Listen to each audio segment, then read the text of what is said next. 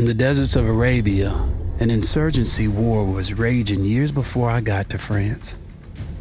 Tribes of Bedouins had united to fight a war that was very different from the one we fought in the trenches.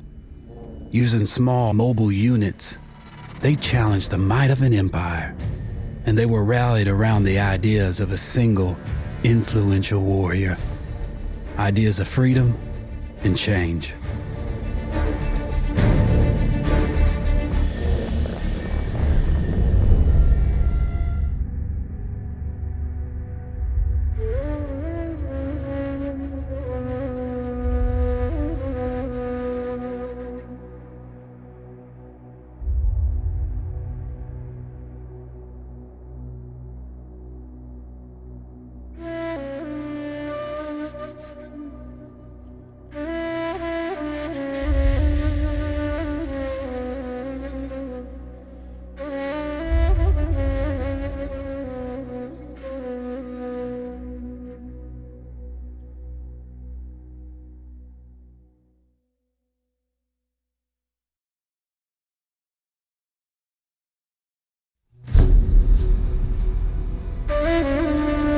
The Arabian Desert, a vast ocean of drifting sands and scorched, sun-baked rocks. Beneath these endless dunes, oil, the lifeblood of our new mechanical century. For more than 400 years, the Ottoman Empire has ruled these lands, controlling all that's to be found here. But the Ottomans do not rule unopposed. Small bands of Bedouin rebels have united to overthrow the empire. They strike without warning and then vanish into the desert. Fighting alongside them is a lone British officer whose exploits have earned him wide renown. The world has taken to calling this man Lawrence of Arabia. In the desert, you rely on good planning, but you also hope for a dash of luck. And luck was with us when we learned of a recently derailed Ottoman train carrying a most interesting piece of cargo.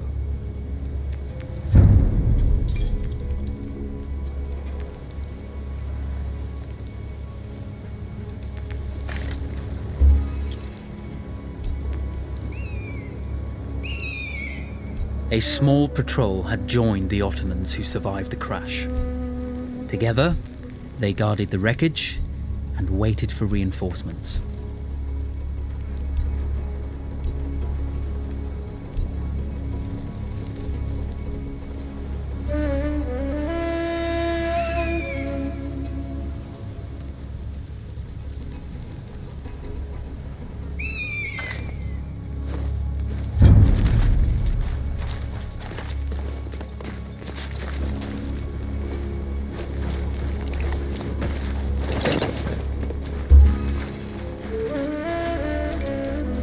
A lone fighter has just one advantage over a large enemy force.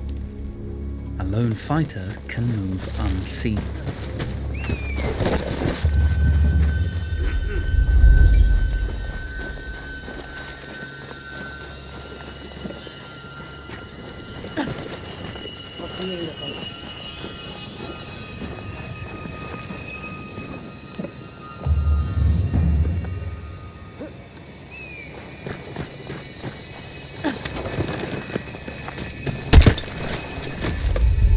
Though powerful and efficient, firearms would often attract attention. You had to be prepared for the Ottomans to respond in kind.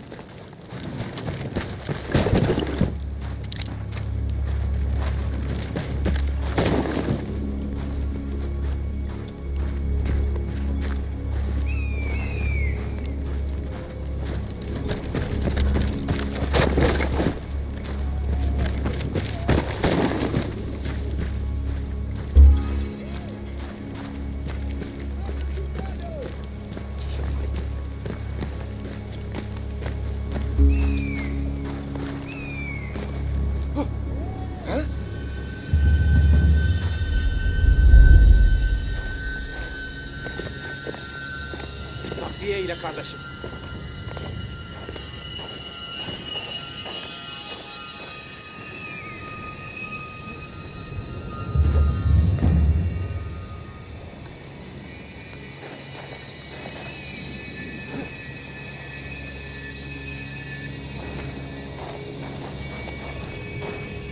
Sıçtığımın sıçanları.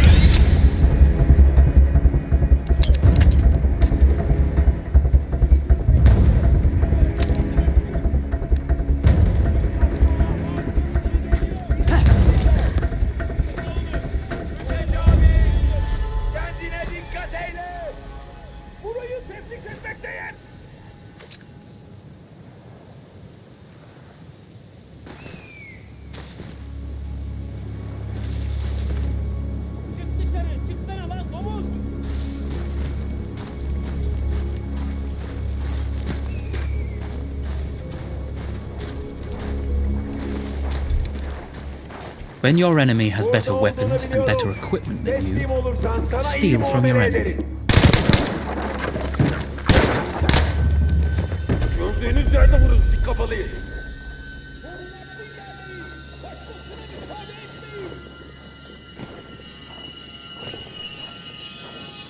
Burada bir atlar oluyor ya.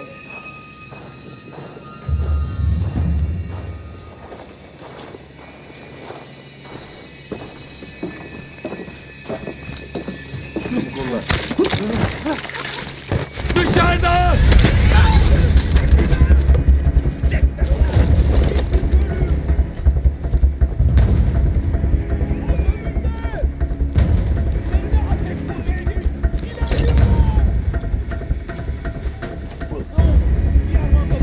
Deyyus'u zorlayın da kurşuna dizeyim.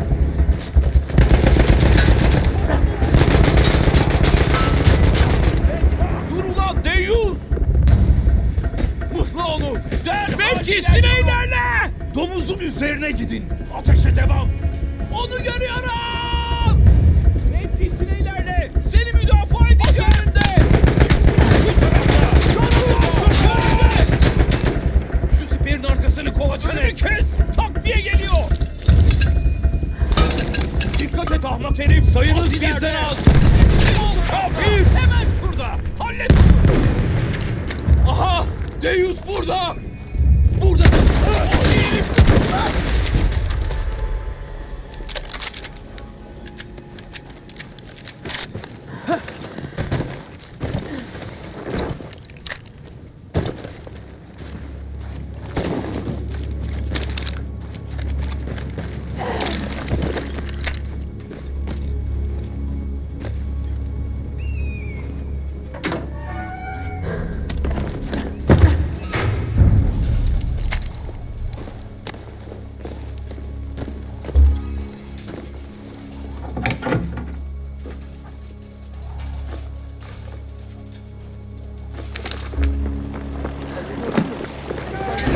Vaziyetini bozma. Tamam. It's over.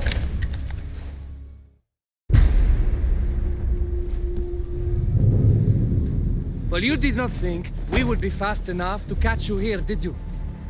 Lawrence of Arabia.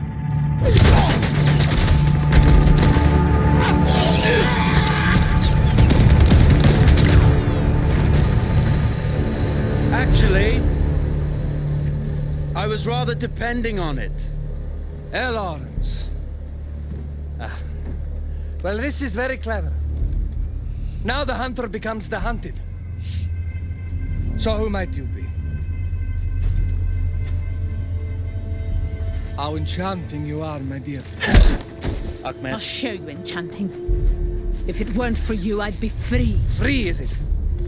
You'll be free when you're dead. And I'm happy to tell you, the Empire intends to grant you all this freedom very soon. Even now, an engine of destruction scours this desert, obliterating your allies, your families, your homes. Soon there will be nowhere to run. Nowhere to hide. Soon all that you know, and all that you love, will be ashes. You will all be free to die. Oh. Ah, you animal! Zara.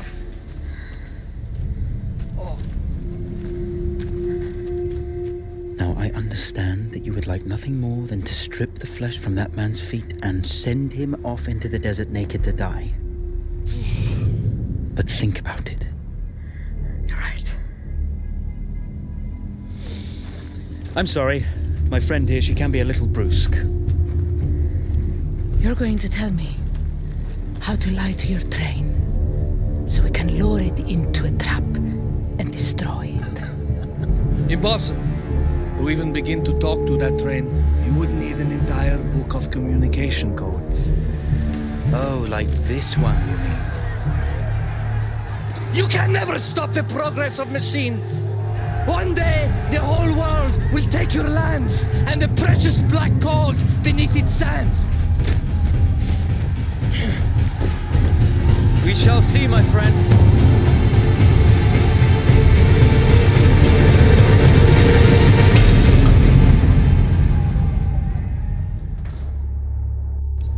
Of course, obtaining the codebook was not enough. To destroy this Iron Dragon, this Canavar, as the Ottomans had named it, we had to send it 3 encrypted messages telling it to stand down. There were Ottoman outposts scattered along the railroad tracks. The commanders there carried high-priority message capsules. We had to use those to send our orders. Infiltrating the village wouldn't be easy. A full detachment of Ottoman soldiers had occupied it. The Ottomans had chosen an isolated location for their desert outpost. It seemed lightly defended. It was also well stocked with arms and equipment. The ancient ruins were all that remained of a civilization now lost to time. The Ottoman Empire brought in the modern world with a host of armored vehicles and field guns. 3 commanders to eliminate, 3 personal message capsules to be stolen, and then sent with our false orders.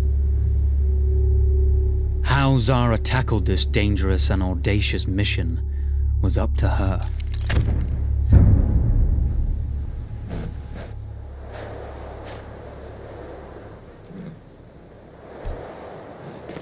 The Bedouin treasured their horses, and in return, those animals granted their riders unparalleled speed and mobility.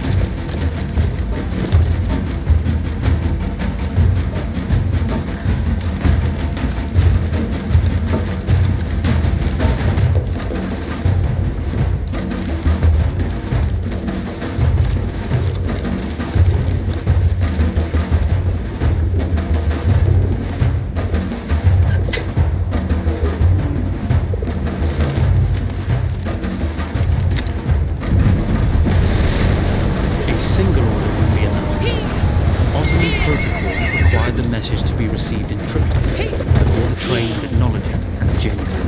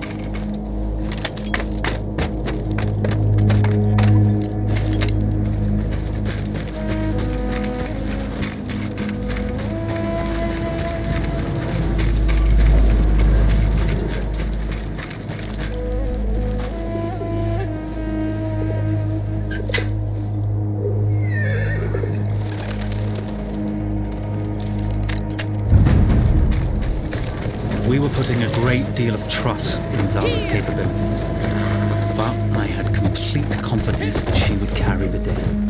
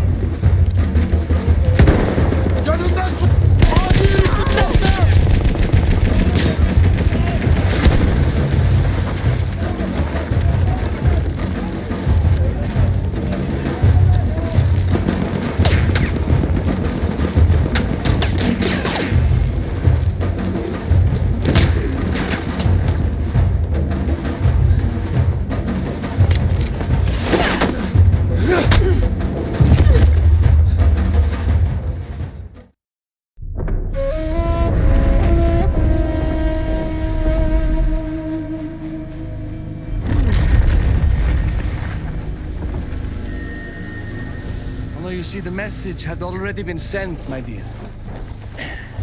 No, not the message you would have wanted. Lawrence was such a good host.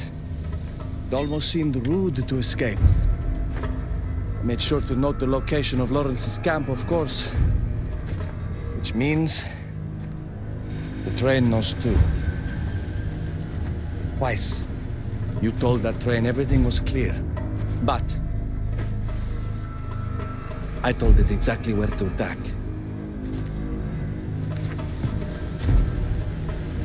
The beast has your scent, my dear. And it's coming to slaughter you and your little band of rebels. First, the firestorm from the cannon. Then, up close with the troops to slaughter any survivors.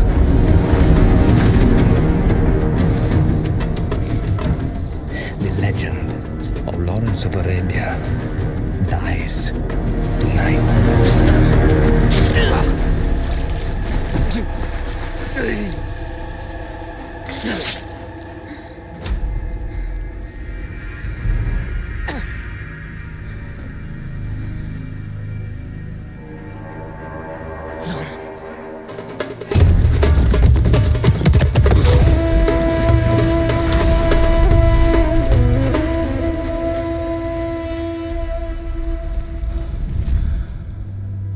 We slipped away just in time. Tilkiji was a fool to think we'd ever stay after he escaped. The carnivore won't stop hunting us. No, it won't. Let me think. The train's coming a long way. So it'll have to stop to take on water. That's where we strike. Agreed. I'll deal with any sentries, then rig explosives on the track. Yes, and I'll rally our fighters. When I blow the lines, the train will be trapped. So when you hear the blast, you need to attack them with everything you have. It's good. But you know that there's a chance the men may not come. You may set off those explosives and find you're out there all alone. You know that. I guess I won't know either way until I set it off.